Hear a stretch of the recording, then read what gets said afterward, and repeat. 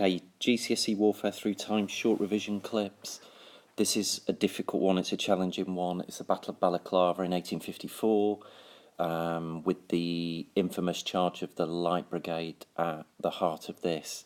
Remember that though this will be a bit of a narrative through the battle, and it's helpful if you have a map and your notes in front of you as we go through it, it can be quite confusing. You are looking for elements of the battle that illustrate changes, developments, continuity in warfare across this whole period. And obviously, as we know from what we've previously looked at, the Battle of Balaclava does lead to some pretty big changes in the British Army as we move on towards the end of the 19th century. So, to start with, an introduction.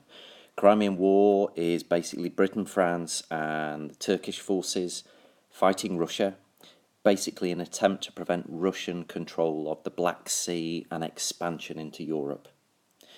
And the Allies, Britain, France and Turkey, believed that the best strategy for winning this war was to besiege and control the well-defended port of Sevastopol. Now, Balaclava was a small port near Sevastopol, and it was used as a British base for supplies. There were only a small number of soldiers there, and the route through to Balaclava was protected by a group of defensive gun positions known as redoubts, manned by Turkish soldiers on the hills known as the Causeway Heights. So it was these gun positions on the redoubts on the Causeway Heights that kept Balaclava safe from Russian forces. Now this all kicks off, the battle all starts when Russian troops successfully attacked and captured these gun positions, the redoubts. So the Russians now had guns of their enemy that they were prepared to take away, and of course this would make the port of Balaclava suddenly very, very vulnerable. Now furthermore, as well as capturing the redoubts, the Russian cavalry attacked British infantry and Turkish forces early on that morning, and this is where the British formed a line 2 men deep and fired repeated rifle volleys at the Russian cavalry, forcing the Russians actually to retreat. And this became famously known as the Thin Red Line. Obviously thin because the infantrymen were outnumbered, they were only 2 deep.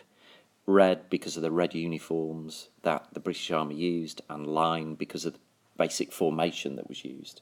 A little bit later that morning, the British heavy cavalry with swords and pistols charged uphill to reinforce the gun positions on the redoubts that were left, and they forced the Russian cavalry soldiers to scatter and flee. So Balaclava had been saved, it had been protected.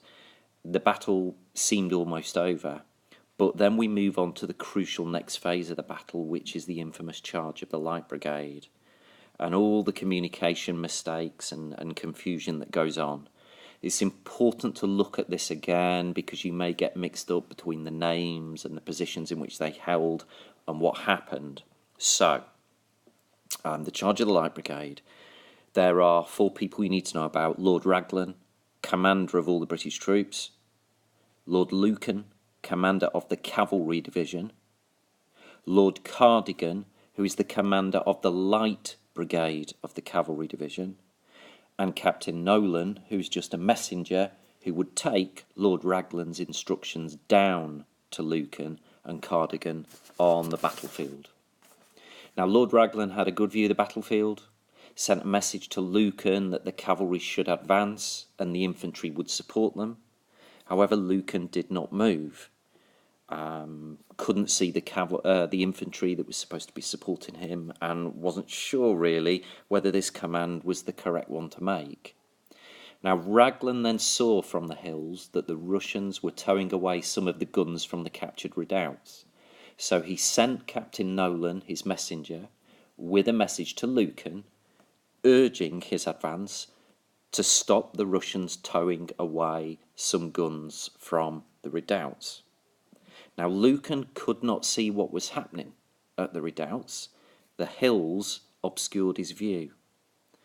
Now Captain Nolan, who was very critical of Lucan's leadership anyway, urged him to follow Raglan's orders.